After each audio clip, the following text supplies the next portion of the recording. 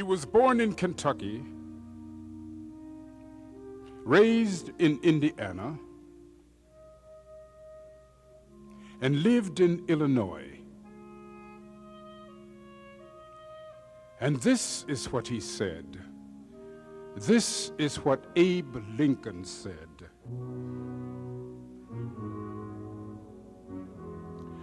The dogmas of the quiet past are inadequate to the stormy present. The occasion is piled high with difficulty, and we must rise with the occasion. As our case is new, so we must think anew and act anew. We must disenthrall ourselves, and then we shall save our country.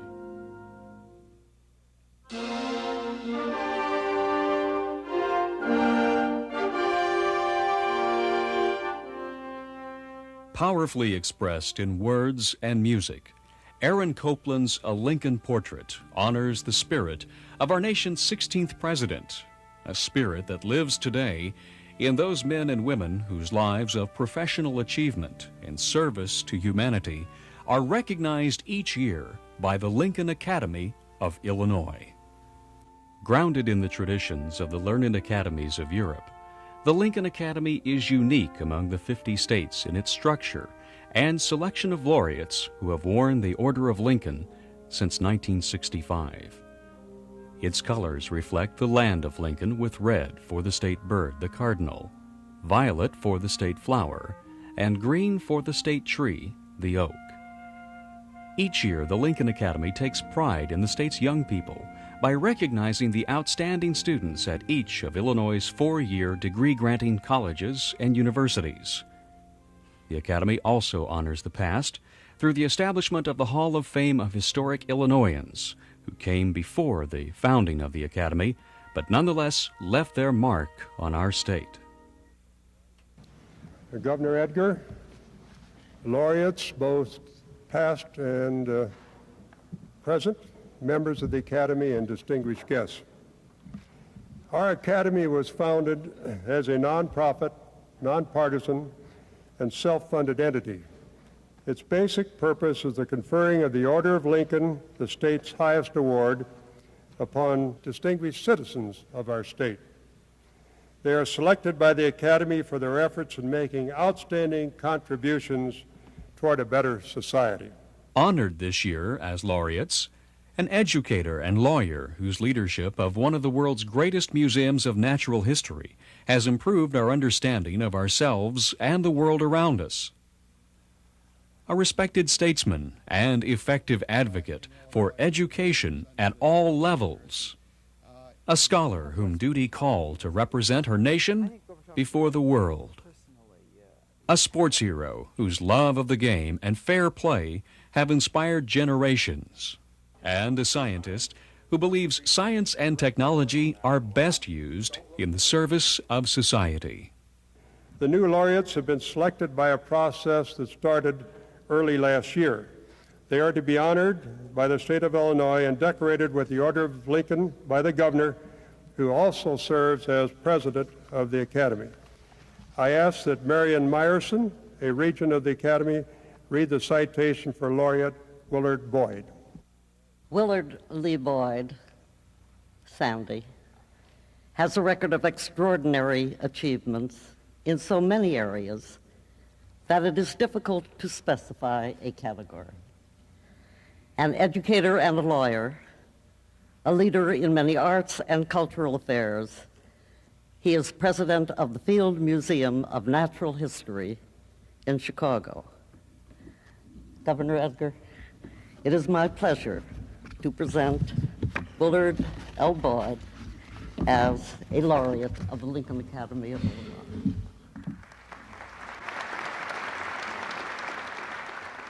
Willard Boyd became president of the Field Museum of Natural History in 1981. Trained as a lawyer, he had a long and distinguished career in legal education and administration at the University of Iowa.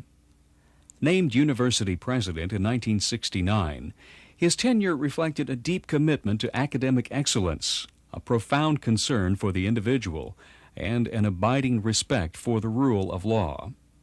Boyd brought those qualities to the field on the brink of its second century as both a community and international center for research and learning about cultural understanding and the world's environments. I suppose lawyers are very much concerned about how to resolve problems and resolve issues, and obviously that's what human life is about, and museums are about human life and human ideas. Basically, the interesting thing about a museum, as contrasted to a university where I came from, is that a museum really should be a community center, and we don't have any prerequisites for coming in. You don't have to have graduated from a certain program. You need not have taken a certain course, but we want everybody to go away with a greater sense of appreciation and understanding about environments and cultures. Sandy has always stressed our crucial role as public servants, and I think that that worldview is something that he's tried to sort of permeate through this institution, and it's something that's very important for us to keep in mind. And I think that the Field Museum now, under his leadership, has really become a very outward-looking institution, and one that's sort of thoroughly dedicated to public service from many different directions. In the 1980s, when I came, I said, this is a place of ideas, and everybody said, no, it's a place of objects. And I said, but the objects of nature give rise to human ideas about nature, and human ideas give rise to cultural objects, whether they are art, ceremonial, or technological. So this is a place of ideas based on objects. In our current strategic plan, we talk about connecting, and we talk about the interconnections within nature. What is the environment, the total environment of nature? Then we talk about the interconnections in cultures. What are the cultural connections? And then we talk about the museum connecting with its community and how we can be ever more effective in serving the community of Chicago and the community of Illinois. Africa reflects the field's unique blend of scholarly expertise and community involvement. The environment, culture, traditions, and contributions to the Western Hemisphere and the United States are seen through the eyes of Africans and African Americans. We brought people here to the museum to talk about the exhibit, to tour it before it was ready, to make contributions and comments on it.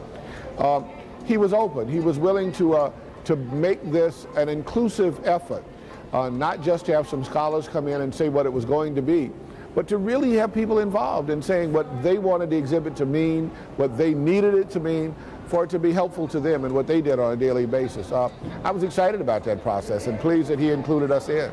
The more people get to know each other, the more they understand each other and respect each other. So what we're trying to do is bring people together, and we have no agenda except we're trying to use these collections as an opportunity to talk about different cultures and really to try to understand why those cultures are as they are and what they mean to us, so that we tend to look at other cultures as being very different, and indeed they are, but they might be different as they deal with the same concerns that every other culture deals with. The field inspires visitors of all ages to learn more about the natural world through engaging and enjoyable exhibits like the enormously popular DNA to Dinosaurs. Well, I think we want them to come away with a sense of scientific inquiry, that you want to look at things, you want to study them, you want to be open-minded, and that the range of thought is very considerable, and that the range of time is very considerable. And many people, because of understandable presentations, Jurassic Park, a very exciting movie, but might come away thinking that there were people living at the time of dinosaurs, and there were no people living at the time of dinosaurs. And the Earth has a very long history and continues to change and evolve, and we are a part of that. DNA to Dinosaurs aptly describes the wide-ranging scientific research of the Field Museum. This 100-million-year-old fossil fish is one of 20 million objects in the Field's collections, objects studied by scientists and scholars using the latest equipment and research techniques. Other researchers are exploring the very building blocks of life with global implications. In that respect, it's unique. Most colleges and universities in America started their science programs in the 19th century around cabinets of natural history. As things moved to molecular biology, they did not focus as much on the collections. We have. Now what's happening is we are using those collections in different ways, using not only the systematic approach, but also the molecular approach, so that we have basically biochemical laboratories in the museum which do DNA sequencing. In fact, a high school volunteer here in the Second World War in zoology went on to share the Nobel Prize for DNA, and so as a result of his work, we are affected in how we now go about looking at environmental issues. The research is used around the world. We're understanding clearly of the important need for human development, but to do it in a way that is in the long range going to be sensible and not just an immediate economic gain that subsequently turns out to be an economic disadvantage, to say nothing of an environmental disadvantage. Colleagues believe Willard Boyd's tenure at the field has not only left it stronger across the board, but they say he recognized very clearly that institutions must continue to evolve, much like the organisms they study, or risk extinction. One way in which it's evolved has been to sort of coalesce around sort of two major subject matter themes, which I would argue will be two of the most important themes in the next century, and those are the two general issues of how we live with our environment and how we live together as people move from increasingly isolated to increasingly tightly coexisting cultural situations. I think that it's very important that we keep that in mind, and from our relevance will come our future in terms of support. During the Columbian Exposition, when the Field Museum was founded, Frederick Jackson Turner pronounced that the American frontier had ended. Nevertheless, Americans remain a frontier people, restlessly pursuing new goals through new means. Every Illinois community, large or small, takes pride in its local museums, historic sites, and natural preserves. These centers remind us of our frontier past, and they also help us open new horizons through continual learning. For the Illinoisans of today, museums are vital because lifelong learning is our never-ending frontier. Thank you.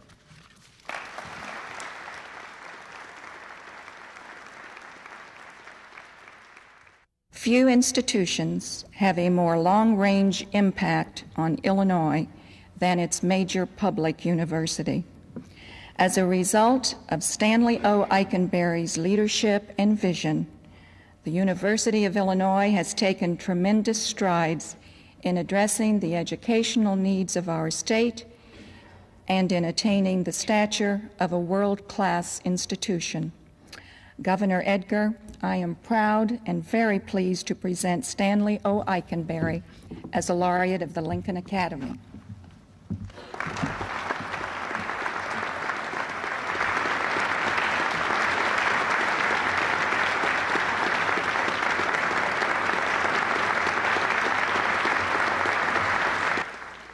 Appointed president of the University of Illinois in 1979, Stanley Eikenberry led the university through a period of intense academic and physical growth, while emerging as one of the nation's outstanding university presidents and a leader in higher education worldwide.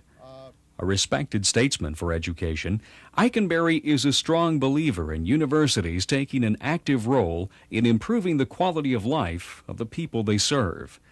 He attributes much of his success at the state's flagship university to the quality of the institution and its people.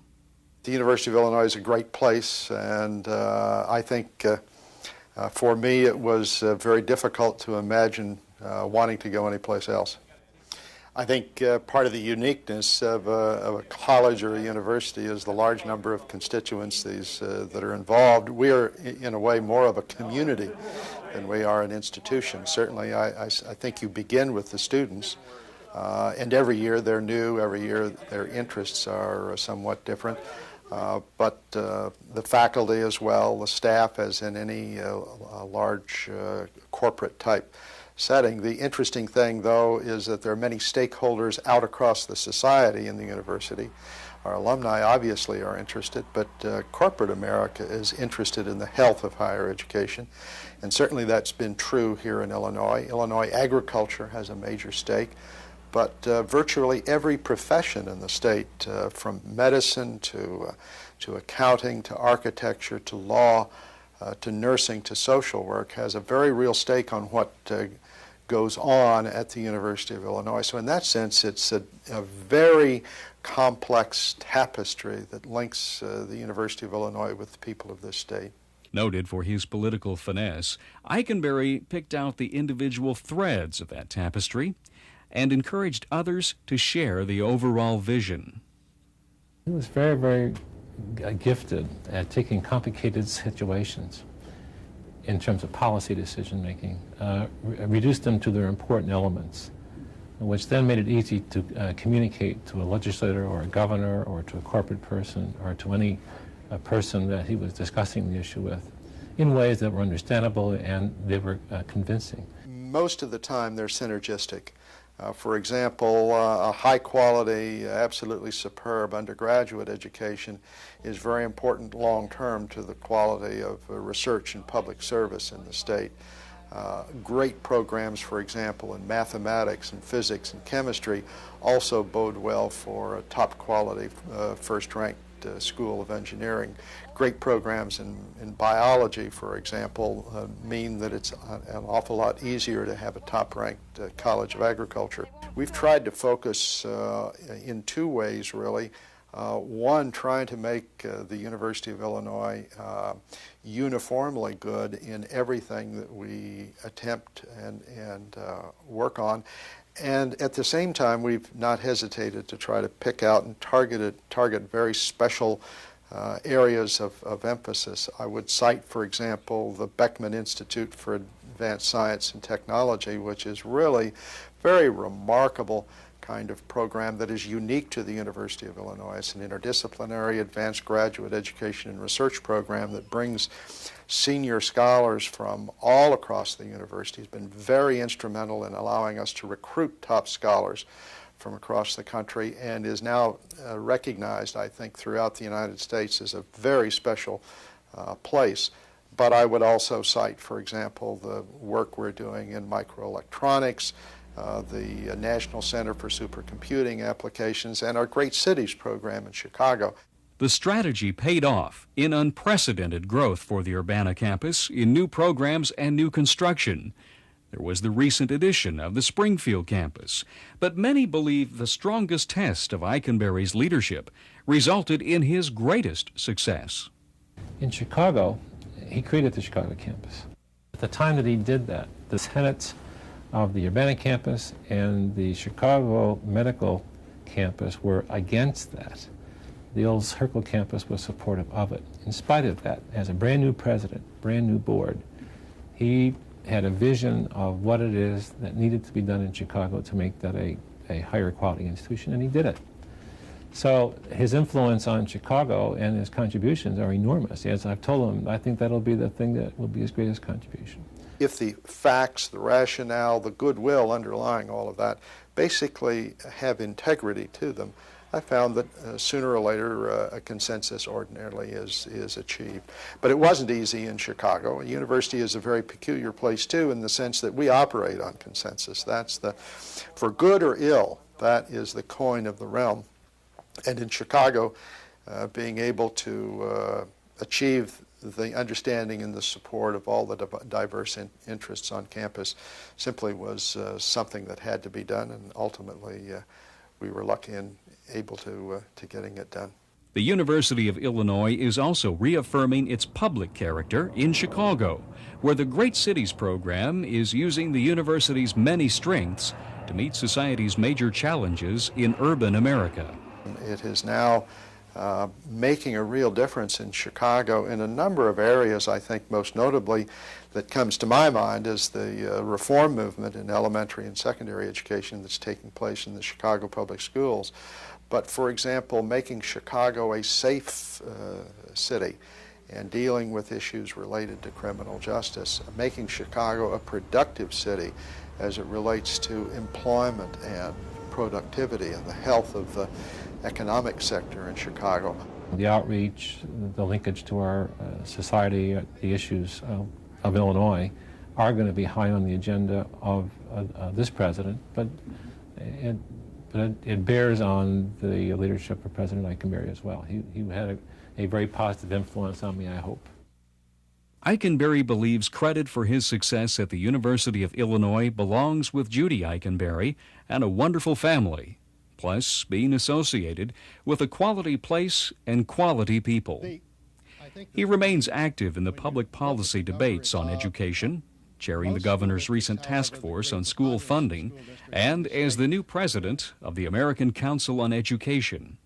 There, he'll tackle issues like access and affordability, while reaching out to talented minorities and other underrepresented groups in higher education. Hopefully I'll be able to do some interesting things as the years go by at the American Council on Education. I had a great set of experiences at Penn State and at West Virginia University and Michigan State and elsewhere, but nothing will compare, I'm sure, with our memories and our continuing commitment to the University of Illinois. It's a marvelous, marvelous university and a great opportunity for our family personally to have been associated with it.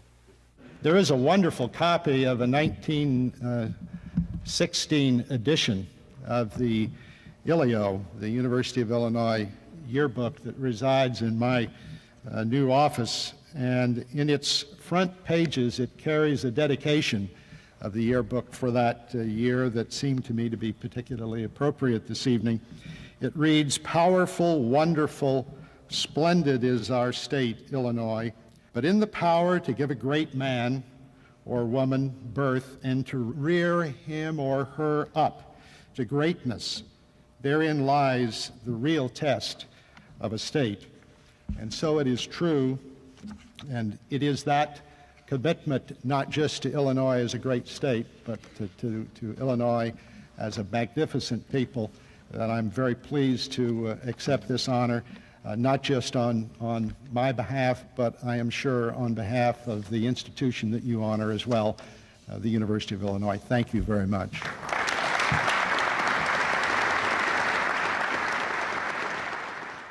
Lincoln Academy is created to honor extraordinary individuals with ties to the state of Illinois, as well as those who have dedicated themselves to the principles of democracy and humanity exemplified by Abraham Lincoln. On both counts, Jean J. Kirkpatrick has earned her place as a Lincoln Laureate. When Mrs. Kirkpatrick was appointed as U.S. Permanent Representative to the United Nations in 1981, she became the first woman to hold the post. She later remarked that she had accepted her appointment, quotes, "because I take the duties of citizenship seriously." Lincoln would have said the same thing. Governor Edgar, it is my pleasure to present Jean J. Kirkpatrick as a laureate of the Lincoln Academy.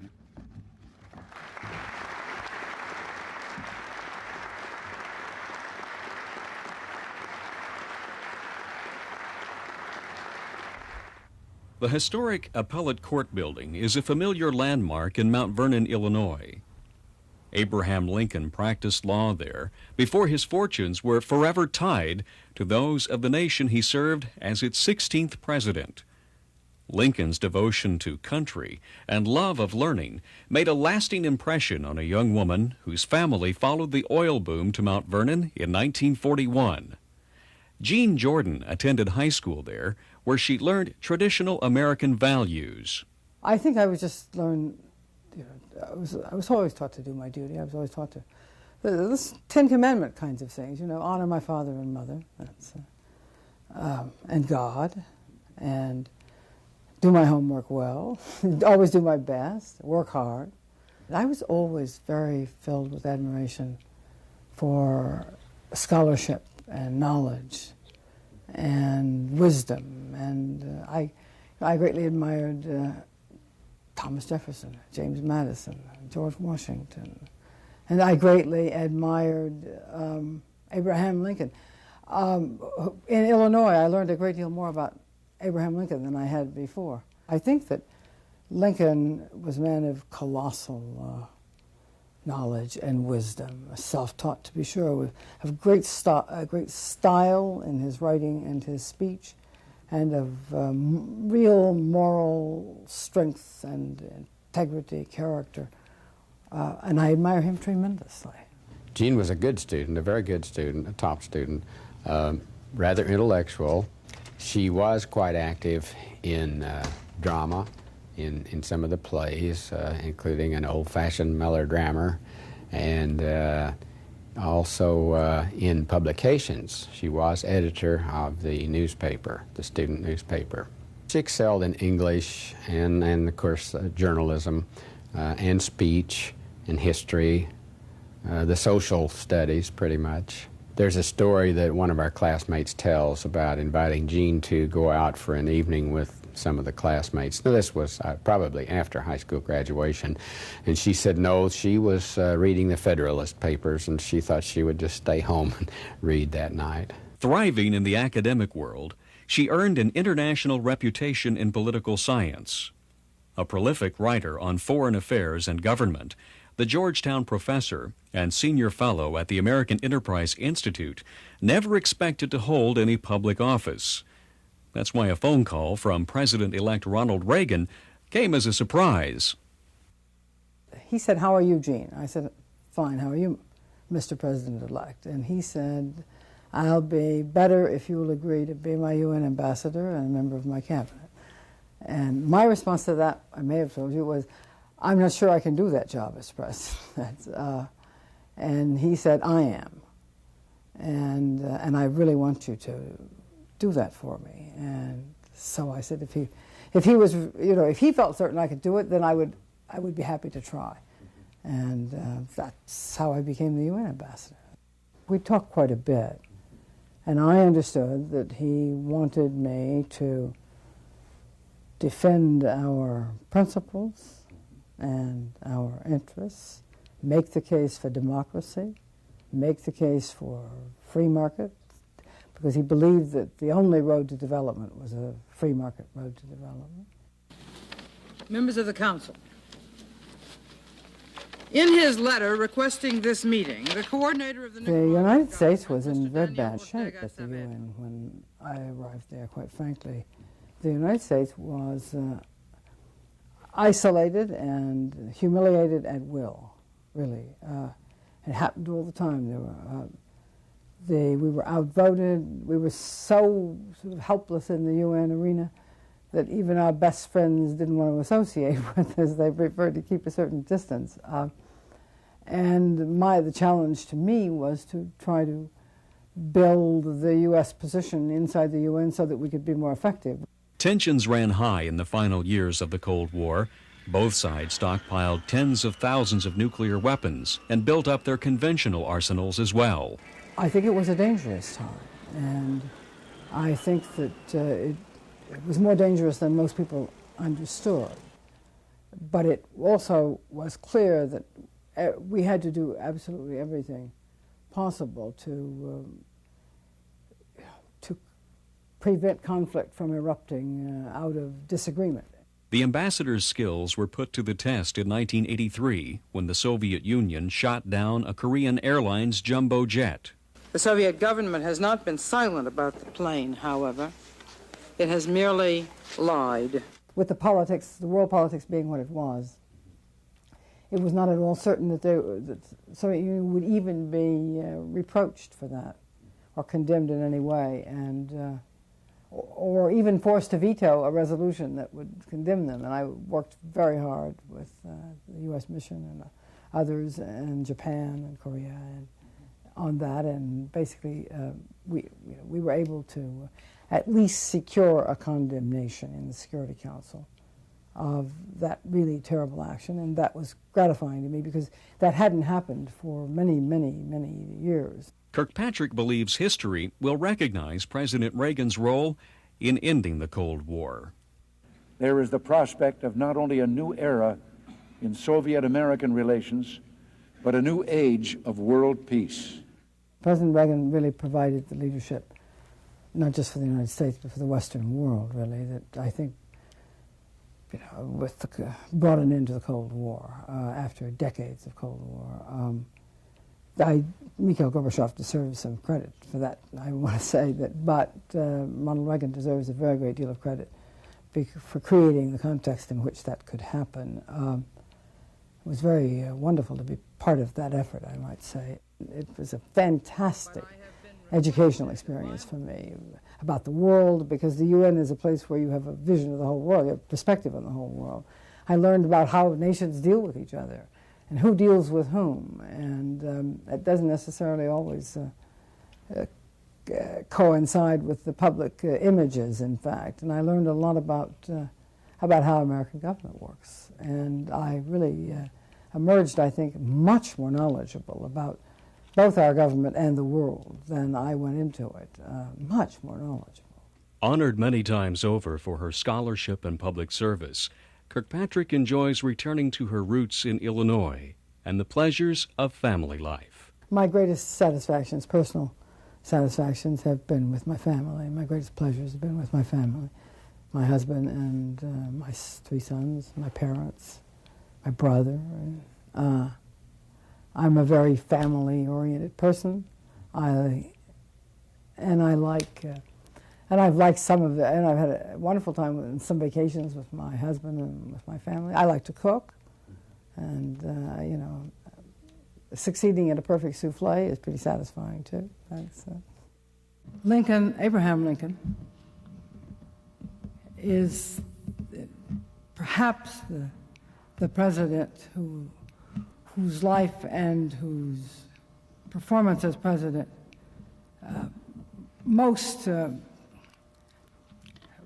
embody distinctive virtues of American citizenship, in fact. I admire Lincoln so much I couldn't resist being associated with a Lincoln Academy and receiving a Lincoln Medal. I have in my office a bust of Abraham Lincoln. I have a complete works of Abraham Lincoln all the time, and I read them. The state of Illinois was very good to me and to my family, and I feel very fortunate to have been, for a very important period of my life, a citizen of the state of Illinois, and I thank you very much. Sid Luckman has been called a true American hero and the greatest quarterback that ever lived. Probably no one has brought greater glory to the football fields of Illinois than Mr. Luckman. I'd like to read from a letter from the late George Hallis, Sid's coach, and much like a father to Sid. And in the letter he said, "My boy, my pride in you has no bounds. You were the consummate player. You added a luster to my life that will never tarnish."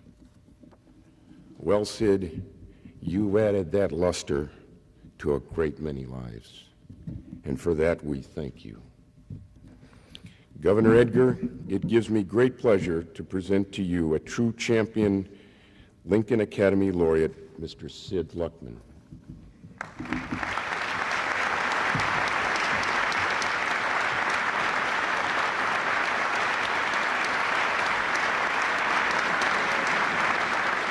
As a player for the Chicago Bears for 12 seasons, Sid Luckman broke record after record, leading the Bears to 4 national championships.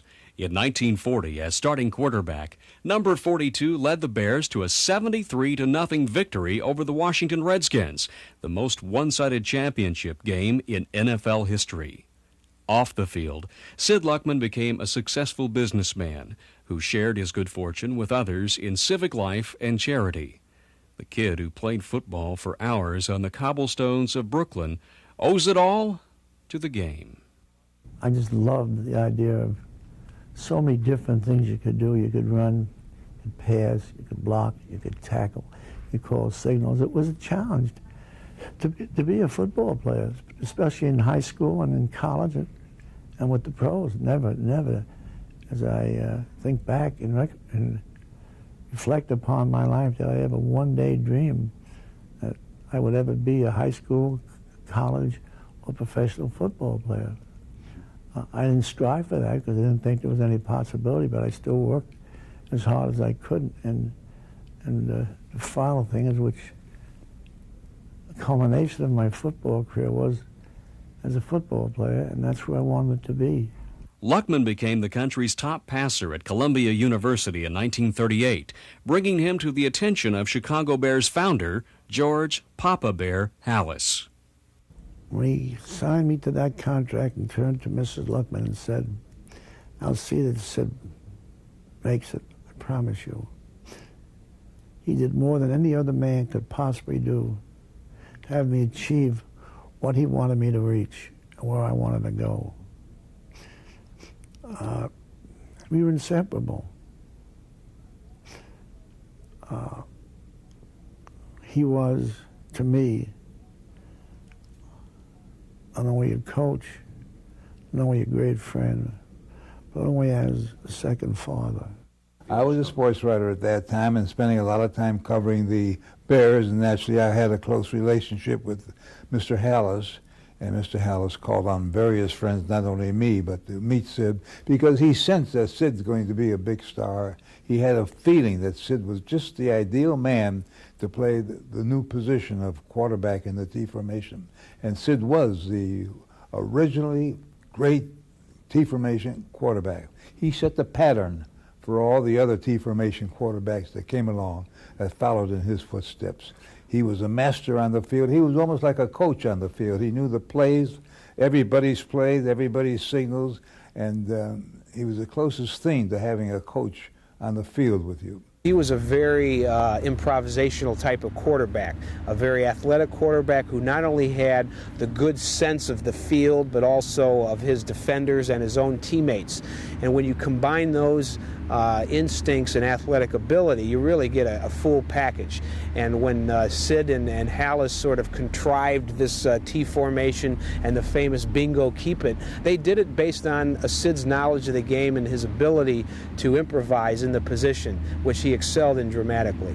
When you look back to professional football, the greatest era in professional football history was a change from all the other systems, Pop Warner's system, Knute Rockne Notre Dame system, Fielding Yost punt formation system, Jock Sutherland single wing system. We revolutionized the game of football. It was the Chicago Bears, the only team using the T in that era, the only team that was just absolutely devastating on the field, the only team to be as successful as they were 4 and 6 years. And now to this very day, think about this, every team in the United States is using the T formation. Luckman and the Bears were awesome against the Washington Redskins in the 1940 championship game. The win, 73-0. The blowout came after Redskins owner George Marshall made the mistake of calling the Bears crybabies in the newspaper. He said, "Gentlemen, you know that I know you're the greatest football team in our nation. You know that I know we have to prove it, not only to ourselves, but to the Redskins, to George Marshall, to his organization, and to the nation, that you are the greatest football team. There's one door out the exit to get into the stadium. Everybody on that team was running out of that dressing room, out of that locker room to get into the stadium, onto the stand, and play. The end result, we beat them 73-0 for the World Championship Super Bowl, which will never again, ever be equaled. It's considered the greatest game played by any one team in the history of football." Luckman led the Bears to 3 more championships in 1941, 1943, and 1946, before retiring in 1950. Luckman stayed with the Bears organization as a coach and executive while carving out a successful career as a businessman widely recognized for his interest in charity work. Luckman was enshrined in the Pro Football Hall of Fame in 1965, and much earlier than that, in the hearts of those lucky enough to know him as a friend. It's remarkable how his name, even though he hasn't played in many, many years, his name is still regarded as one of the best-known names in football. And I can say that as a friend, he also has that same caliber. I haven't come across a human being who is as generous, who is as affectionate as Sid is. He's everything that you would want your father to be and for your daughter to date. To put it in simplistic terms, Sid has represented not only the people of Chicago well, but the Bears organization. And God bless his soul. He deserved every accolade that he received as a football player, and furthermore as a business person. If there was anything in the world that could ever replace the years that I played for the Chicago Bears, the camaraderie, the friendship, the emotion of winning, which is tremendous, the terrible, terrible letdown of losing. And when we won, Coach Howard said, we won.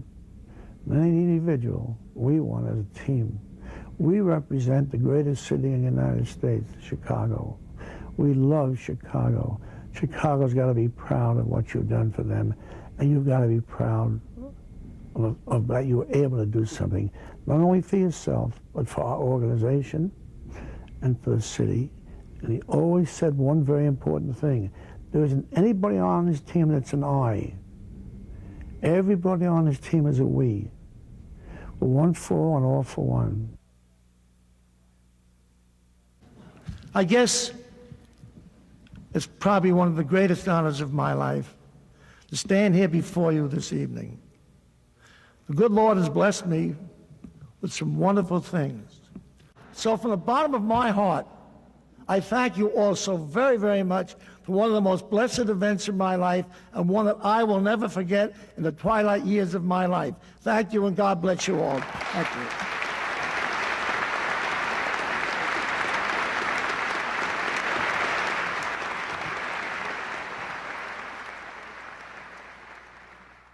As director of the Argonne National Laboratory in Argonne, Illinois, Alan Schriesheim's vision and leadership has shaped that institution into what is now a world-renowned applied science center that we all know.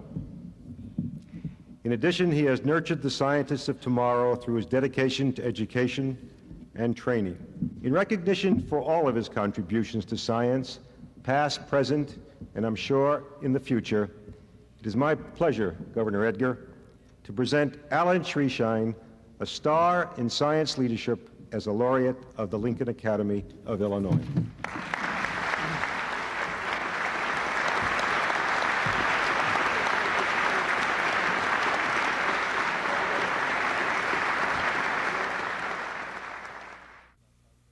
Argonne National Laboratory traces its roots to the University of Chicago, where Enrico Fermi and his colleagues achieved the world's first self-sustaining, controlled chain reaction.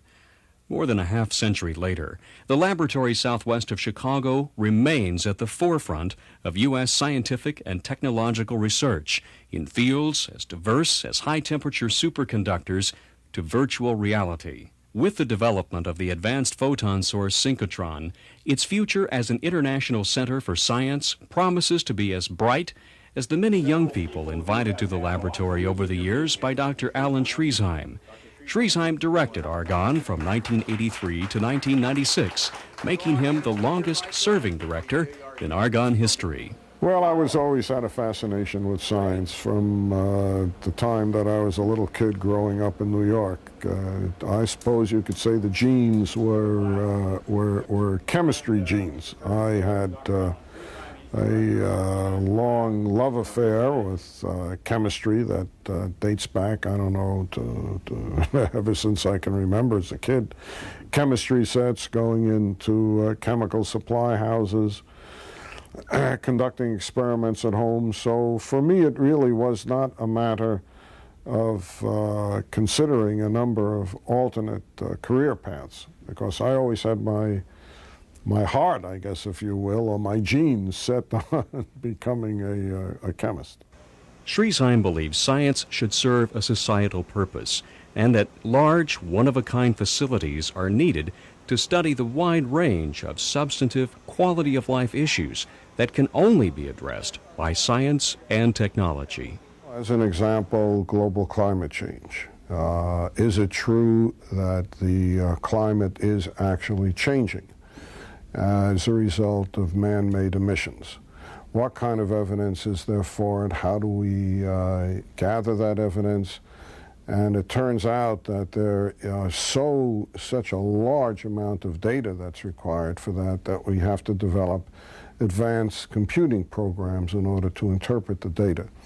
This kind of research is the appropriate kind of research for this institution, since it would be very difficult to convince stockholders of a company that that kind of information would be appropriate for any company to gather. Schriesheim arrived at Argonne from Exxon Corporation in 1983 amid rumors the lab might close. Colleagues credit him with building a team that secured Argonne's future by studying national issues that needed long-term scientific and technological solutions. Alan is a great believer in playing the biggest game as you can possibly play. If you're going to do science, do it for large stakes. Do things that really mean something. If you're going to recruit a scientist, recruit someone who has the potential for winning a Nobel Prize or who is essentially almost there, okay? If you're going to build a facility, build it to be the best possible facility of its sort in the world. Not the best possible facility of its sort in Illinois or in the United States, but make it world-class. And then fill it with world-class people. So one of the things I think that more than any other laboratory director I know, and I know most of the laboratory directors, Alan really thinks large thoughts and then tries to populate those thoughts with people that fit them. We developed a set of themes: nuclear theme, environmental theme, major facility theme, and then individual projects are hung off needles through the thread of the theme, so that the projects look different, but if you look at the theme, you find that they fit in with those general themes. Thank you for coming to what I guess could be called an evangelical revival. Tent meeting, groundbreaking for the advanced photon source. The strategy paid off in the advanced photon source synchrotron, which produces X-ray beams so bright that scientists will be able to see how individual atoms organize and watch them in the process of change. A variety of researchers coming from fields such as chemistry, biology, materials science, and medical research will use these beams to study the properties of materials underlying the science and technology in each of their fields. Take structural biology, for example. A theme, if you will, that became apparent was a theme that involved biochemistry, biophysics, biomaterials. And the individual projects then, the Human Genome Project, Biostructural Project, are hung like threads off that theme. Structural biology is essentially understanding the three-dimensional structure of the molecules that go to make up biology. It's really what makes your blue eyes blue is structural biology, okay? If you understand it and if you learn how structure is dictated, you can learn how to change structure. Why is that important? Because if you can learn how to change structure and how to alter the functionality of structures, you can control things like the actions of hormones. You can develop new drugs for metabolic diseases that we presently can't control at all. You can develop really pharmaceuticals by design, not by guesswork. I consider it to be absolutely typical of the way a research organization that is continuously evolving and changing and generating new ideas and new projects should act. We should continuously have more initiatives than we can conceivably get funded, for example.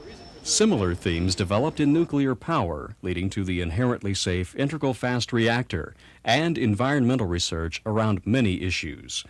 Argonne defined its position as the largest federally funded center in advanced high-temperature superconductors. Argonne combines supercomputing power and cutting-edge biology to create a virtual reality world where scientists are working to find new cures for disease.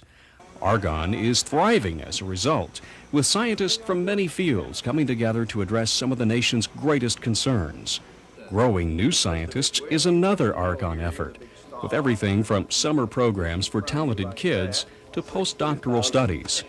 Schriesheim wants young people to have an appreciation for science, its benefits as a career, and its importance to the national welfare.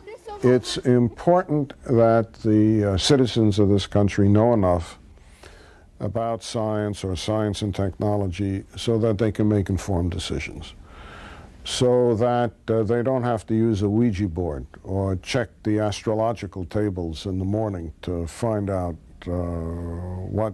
what's up, that they can actually look at a newspaper or understand a TV program when they talk about the implications of science. It's very important for our society. So anything that we can do, that I can do personally, that exposes people when they're young to science, mathematics, and engineering, just so they can be informed citizens, I consider important. Our challenge is to educate ourselves and the general public to understand the rewards that science produces today and the promise that science holds for tomorrow. Governor Edgar, members of the Lincoln Academy, Jack, I accept the high honor you bestow upon me today with trust that you, like me, look to the world of the future with hope, with optimism, and above all, without fear. Thank you very much.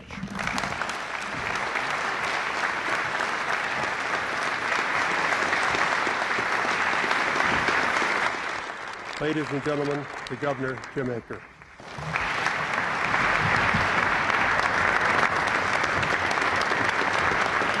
Thank you. Thank you.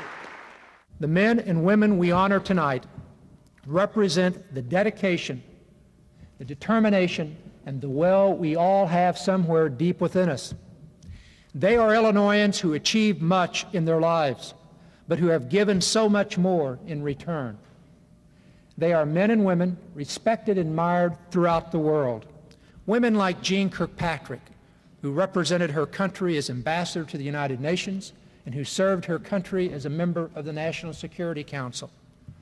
Titans in science and education, like Dr. Alan Schriesheim, who has guided the Argonne National Laboratory into a world-class center of applied science. And like Stan Eikenberry, who during 15 years secured the University of Illinois' position of world leadership in many academic and research fields. The giants in culture and humanities, such as Sandy Boyd, the president of the Field Museum of Natural History, who has ensured the museums maintain its rightful position of leadership in culture and scientific history research. And the heroes of Illinois sports arena, men like Hall of Famer Sid Luckman, who led the Bears to 4 NFL championships and now is renowned for his work on the behalf of others. We are proud of them, just as we are proud of all the other men and women who now wear the Order of Lincoln. And I hope they are equally proud of Illinois. The accomplishments of these sons and daughters of Illinois should excite others about education, about ambition, and about success. Their achievements should encourage others to excel. The best in us will prevail, as it always has. Together, let us confront the challenges, dare to be bold, and do the right thing to assure the best of Illinois prevails. Thank you.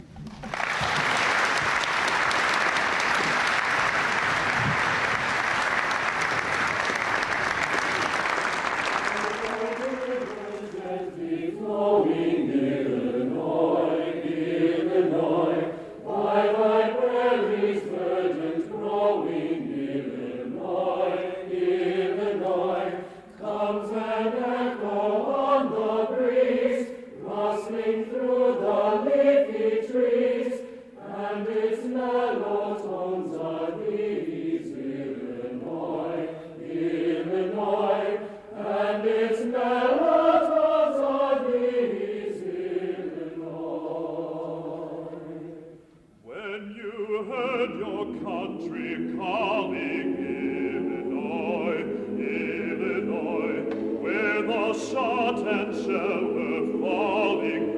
Illinois, Illinois, when the Southern host withdrew, pitting gray against the blue.